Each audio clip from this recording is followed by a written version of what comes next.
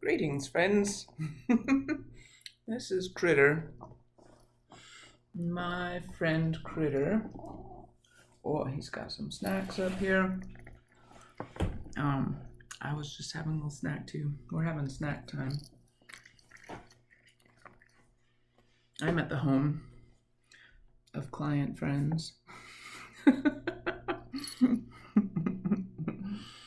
Spending some time with Critter here, and his parents said that I could use the internet and do a reading from here if I like. So maybe we'll just move our dear friend out of the way. I don't know if he wants to be read to. What do you think? Do you want to be read to? Anyways, I'm going to read in his general direction and see what he thinks of that. He's curious. We are on to chapter 2.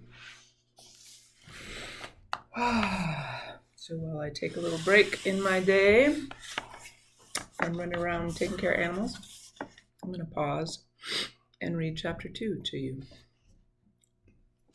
What's going on outside? What's going on out there? Anywho, no matter. Chapter 2 of the book, Dancing with Demons, a love story by Laura Holloway. That's me. Chapter 2, Prelude to a Dance, or Motorbikes and Horses. A short story written not long before my springtime Colorado visit. It was alluded to in chapter 1, if you'll recall. An interesting thing happened today as I drove home along one of my usual routes to Fish Hatchery Road, the route which takes me near Madison's Zoo, near South Orchard Street, where I found myself aware of being within a block or so of Drake's house. If I were in this neighborhood anywhere near the time when he'd be heading out to work, I might have kept my ears pricked, as on rare occasion I have seen him in passing, though always from afar.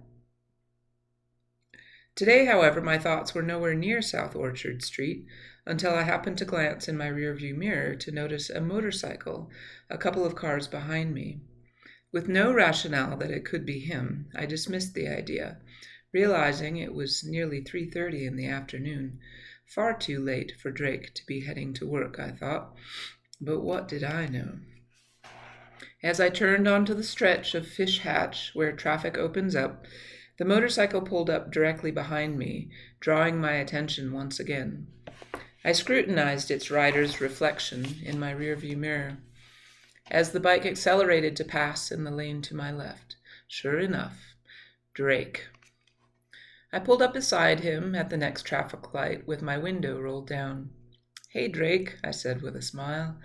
I thought for an instant I had not spoken loudly enough to be heard on the city street, until his head turned slowly, his gaze fell casually on me. A slight smile drew across his face as he took me in from behind his black, oversized sunglasses, divulging not a hint of surprise. "Hi, Laura," he said. His voice was cool and collected, as I always knew it to have been, his greeting ringing familiar to my ear. "Nice truck," he said. "Thanks," I smiled and shrugged. "Nice motorcycle." It was an old BMW, beat to hell and by the look of it, tough as nails. "Thanks," he said back. "I'm going to work." "That's funny," I said. "I'm going home from work." "That is funny."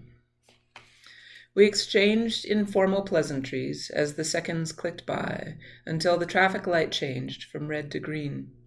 Drake said something about seeing me a few weeks ago at a show at the High Noon Saloon, though I wasn't sure if he used the word good or weird to describe our encounter. That had been the first time I'd seen him face to face in literally years. "Yeah, that was nice," I replied, just as the traffic light turned green. Honestly, I don't know if I would have recognized Drake right off the bat at that show last month, had I not run into his brother earlier, who told me everyone was heading over from South Orchard House en masse on bicycles, he said. How do you pronounce that? En masse? En masse? En masse? En masse. On bicycles, he said. I'd wondered if Drake would be among that mass. Then, sure enough, there he was. I remember thinking how surreal it was to see him after all that time. His hair had grown into long, crazy curls, which spiraled from his head like serpents, giving him the appearance of some sort of stoned madman or offspring of Einstein, or most likely a combination of the two. I had approached him through the crowd, smiling broadly, and pinched him on the elbow. I'm pretty sure I said hi to him, or perhaps just stated, Drake, and I'm pretty sure he said, Hi, Laura, in the casual, almost perfunctory way that he does. But the music was really too loud for us to talk at all, if that's what we'd wanted to do. I'd stood beside him for a moment, and maybe he'd said something more to me. I don't remember. I do remember turning to him and opening my arms, then noting to myself how foreign he felt as we embraced somewhat awkwardly. The muscles of his upper body were thicker than I remembered, as though he'd been lifting weights, bulking himself up, building his armor, perhaps. Quote, muscle has memory, he used to say to me. He held his arms around me politely, but seemingly without emotion. I hugged him sincerely, all the same, then punched him good-humoredly in the chest. Smiling, I turned to walk away, feeling tall, balanced, and beautiful. I did not speak with him or go near him for the rest of the night, but was often subtly aware of where he was. I felt Drake seeing me when Dan, an old musician friend, wrapped his arm flirtatiously around my waist, pulling me close. I felt Drake seeing me late that night, walking tall, feeling strong, as I left the club alone. I remember musing to myself that it did not matter to me what Drake thought, really. And I was deeply grateful for having run into him that night. I was grateful to have some closure after 4 years, to finally feel without reservation that it truly was for the best, that he had dumped me. What an amazing feeling! If only I could have gone back to show that closure to the me who had been devastated and confused by our breakup at the time, who went through such turmoil over the whats and whys and if onlys of our brief but intense relationship's demise. The me who felt utterly wrecked by losing the affections of this man who had claimed to love her, but then had left to marry another. And now, if only I could show the younger me our interaction that night, if only I could tell her of all that would transpire between then and now, if I could give her even the quick version rundown of what of all that I, would learn after Drake and she, parted ways. Would she have believed me? Would she have been able to let her torment go? Would she have been able to just sit back and let the river flow where it might, and to trust the universe to guide her? Would she have listened to me if I had told her, "Oh, my dear, all is well. My sweet child, it is true that all will be well"? Sometimes I wonder if there is a future me who whispers such assurances into my present-day ear, and if that's true, do I listen to her now? Sometimes sometimes she speaks more loudly than other times. It's true, too, that sometimes more than others, I am more receptive to hearing. And so, back to today. Today, interestingly enough, Drake looked beautiful to me. At the next traffic light, I pulled up beside him again. He turned to me immediately, perching his oversized sunglasses atop his head, saying, "So where are you working now?" "Still my pet care business." He nodded approvingly. We continued to chat until the light turned green again, when he launched away on his motored steed like a racehorse out of a gate. Yeah, I thought, that bike's got a lot more power than my wee pickup. It made me wonder just a little if he was trying to get away from me as quickly as possible. I wondered just a little how it made him feel to see me. I drove along the damp road a ways behind Drake and his noble mount, with several, then two, then one, then no cars between us. I watched him maneuver his bike with the ruthless assuredness of someone who has been riding for years through all types of weather and who carries with him the conviction that if this is how he's going to go, then this is how he's going to go. I remembered all the times I'd ridden on the back of his previous motorbike, and how such rides drew me from one end to the other between elation and terror. I thought of how Drake would say to me, "You have a lot of fear, Laura." And it was true, though I was seduced by the feel of his hips between my thighs, the vibrations of the bike beneath my seat, the rush of air around me as if given the power of flight. At the same time, I was plagued by images of a gust of wind carrying us off into the ditch at flesh-tearing, skull-smashing speeds, or of a car not seeing us and crushing our fragile bones to smithereens.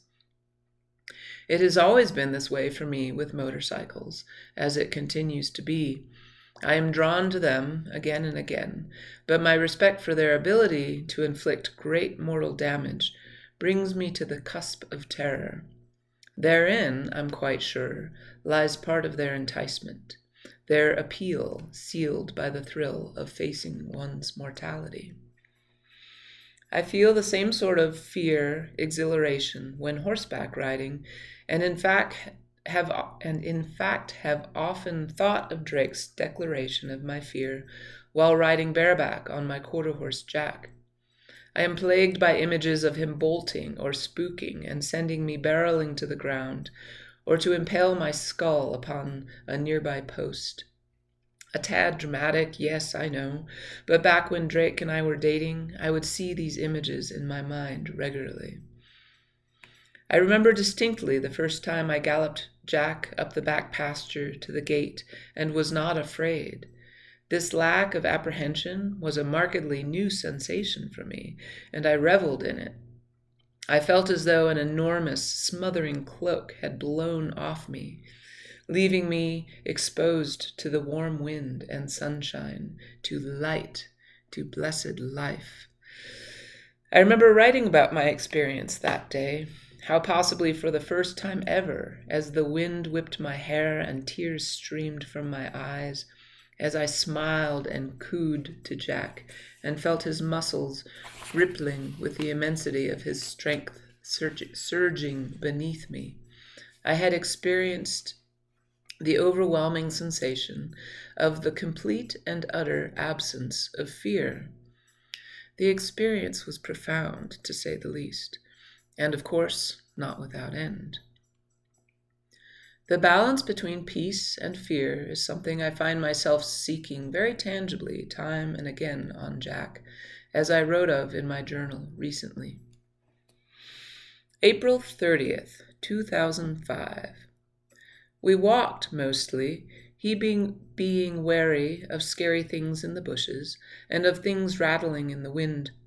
We did a little gallop along about half the grassy stretch which runs beside the big field.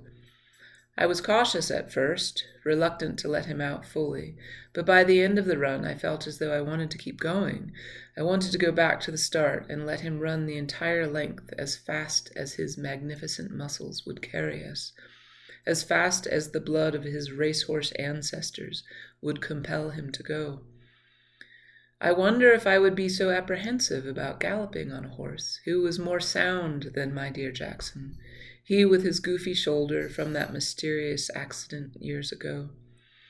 I always feel distracted by concerns that he might stumble or fall, or perhaps if I were riding with a saddle instead of bareback, then I would feel more secure with stirrups to brace myself against in case of any mishap.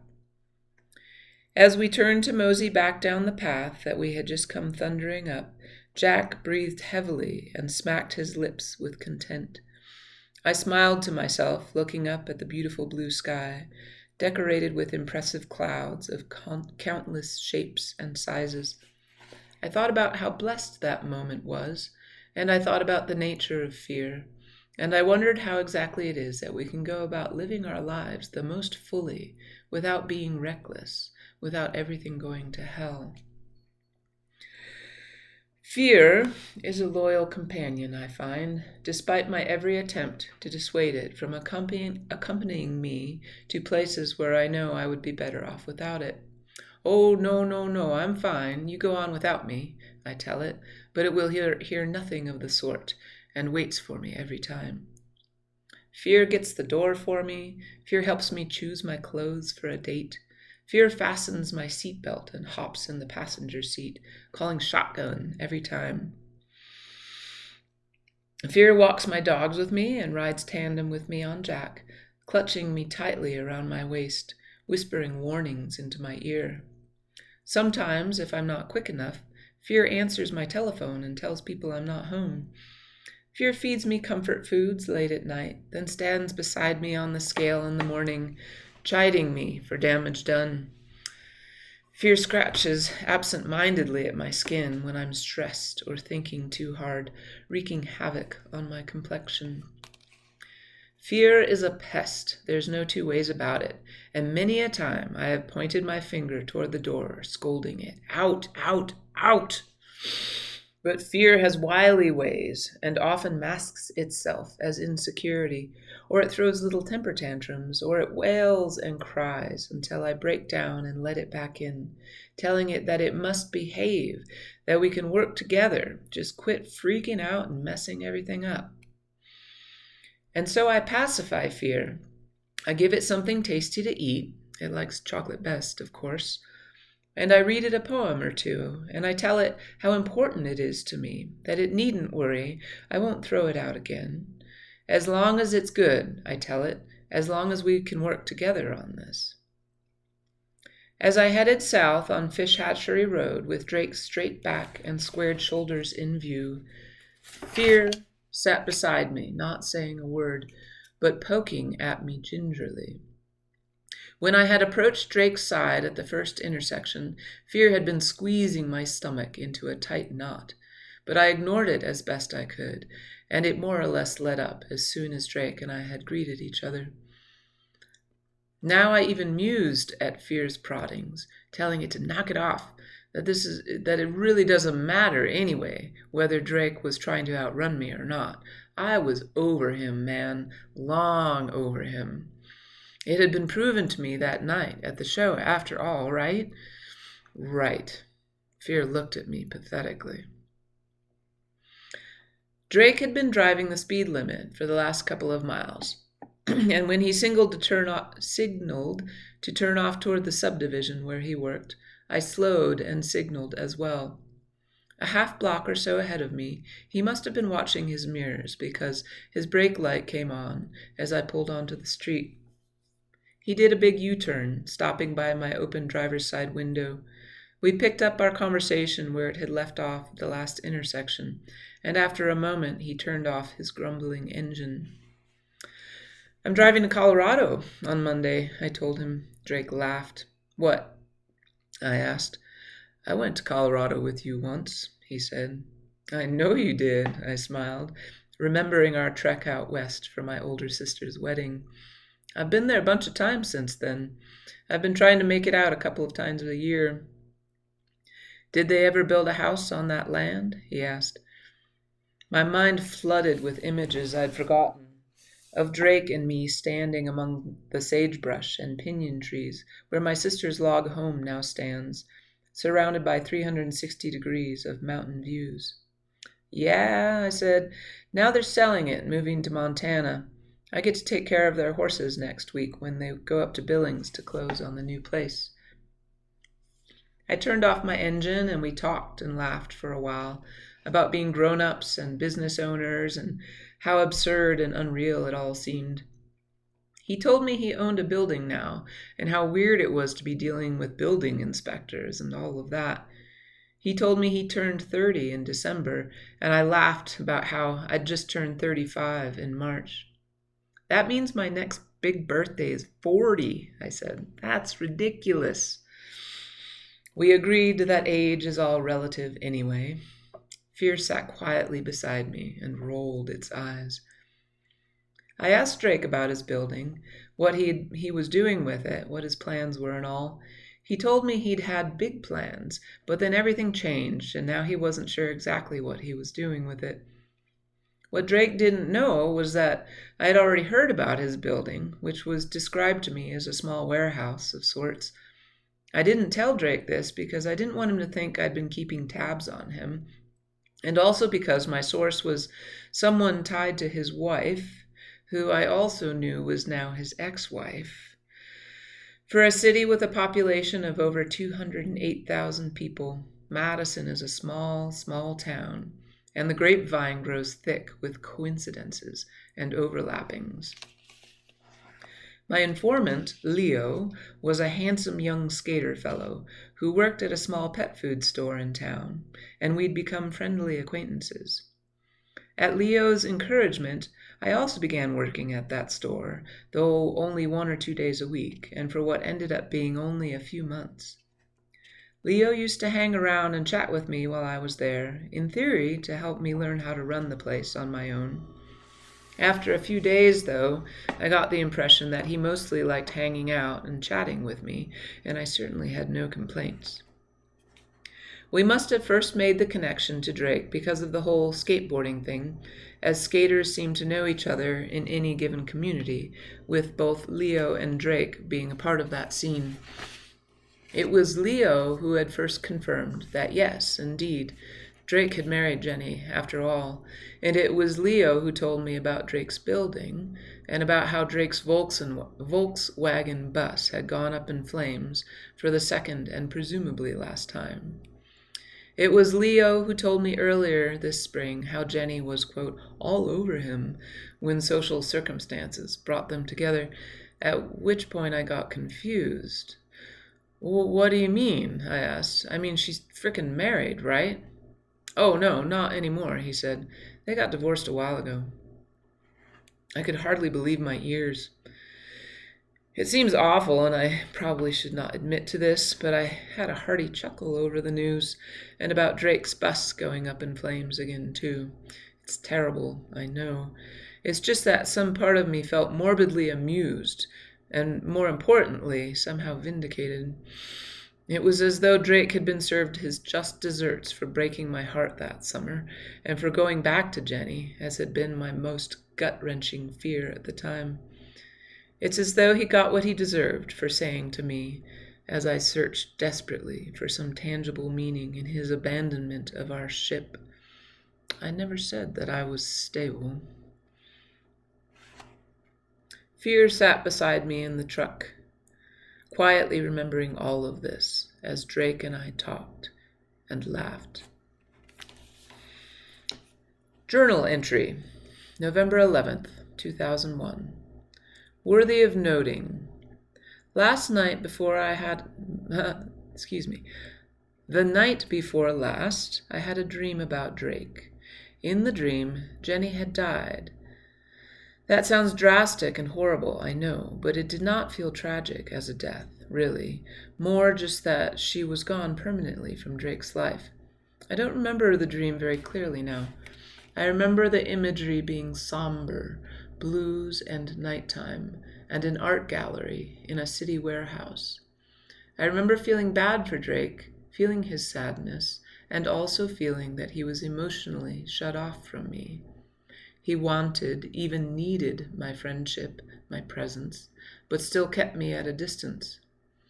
I felt empathy for him, but did not feel compelled to push him to open up. I felt that I could just be safe.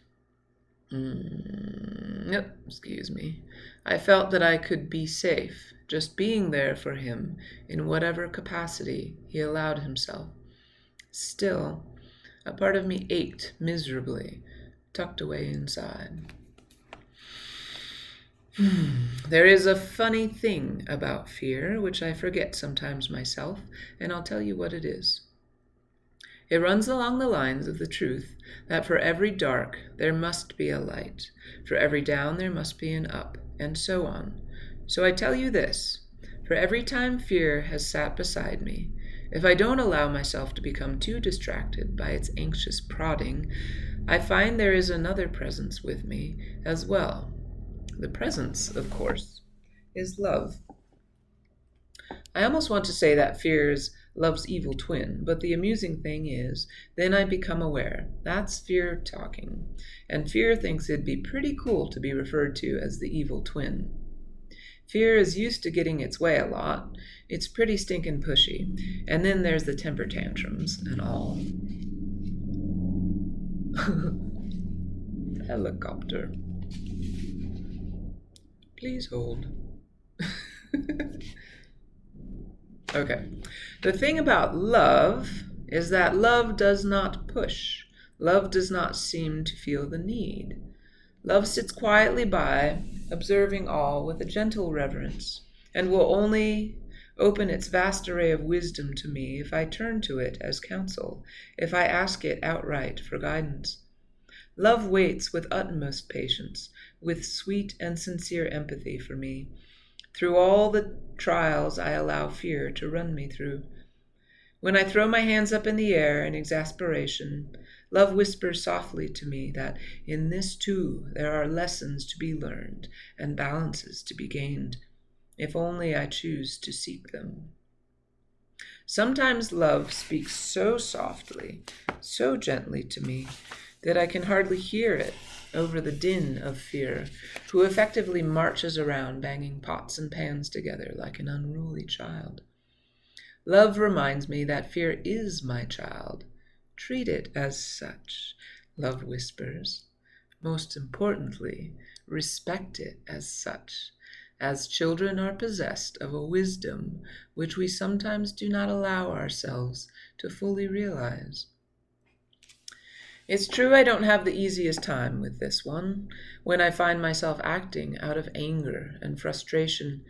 When I finally calm down and let myself listen, love whispers to me that these are tremendous opportunities for insight and growth. Just breathe, love tells me, and think of how you'll choose to handle the situation next time. Because rest assured, you will be given an opportunity to try it again, in one form or another. These experiences are what life is all about. So next time, will I choose to act out of fear or out of love? Talking with Drake after all this time felt good to me, and yet I was aware of a small part of me which echoed feelings of times past. The part of me that wanted his approval, wanted him to admire me just a little bit or more. The slightest inflection of a compliment from him made me shine, as I knew him not to be one to throw compliments around. I remember that feeling from when we were dating, how I grew to where I craved compliments from him, when they were so few and far between. It's sort of a catch-22, isn't it? Because if someone offers compliments too often, it begins to feel gratuitous and insincere. However, if someone offers compliments too rarely, one may begin to feel that they don't appreciate you. Maybe not everyone is this way. I'm sure some people desire compliments more than others. Maybe it's just my insecurities having their way with me when I feel gratified to have someone I admire tell me they think I'm smart, or that I do something well, or that my butt looks really great in those jeans. Yes, maybe still, maybe so, but still, I think few people could honestly deny that it feels good to be appreciated. I grappled some with my insecurities as I spoke with Drake on that street, but for the most part, I felt good and secure. As we prattled on about our current lives and undertakings, fear kept itself quietly in check, and I believe it was love who whispered to me of how beautiful Drake looked. It was love who pointed out the little quirks of his speech and manner, which at one time had all been so familiar and endearing to me. It was love who reminded me that it is of no consequence what this man thinks of you. What matters truly is only how you feel about yourself. It was love who showed me the intricate beauty of the struggles Drake had faced, and of the joys and challenges that he continued to face in his own life. It was love who looked after fear as Drake and I spoke, keeping it hushed and pacified beside me, singing to it softly. Oh, my dear, all is well. My sweet child, it is true that all will be well. All right. So that's the end of chapter 2. My short story written in 2005 or so. I really like it. I'm glad I was able to incorporate it in the book. And yeah, as always, thanks so much for being here. Thanks for helping me practice to read my book. Obviously, I have a fair bit of practice to go before I'm going to be polished enough to be able to read it well for my audio book. But of course, then I'll have somebody who's going to be able to cut it and edit it and do all the things needed to do to make it a good audiobook. But I would love to be able to spend as little time messing around as possible. So anyways, again, thank you for being here. I hope you enjoyed it. And if you did, you can hit like or subscribe, or you can leave a comment. That's all I got for you. Okay. Mwah! See you next time. Bye.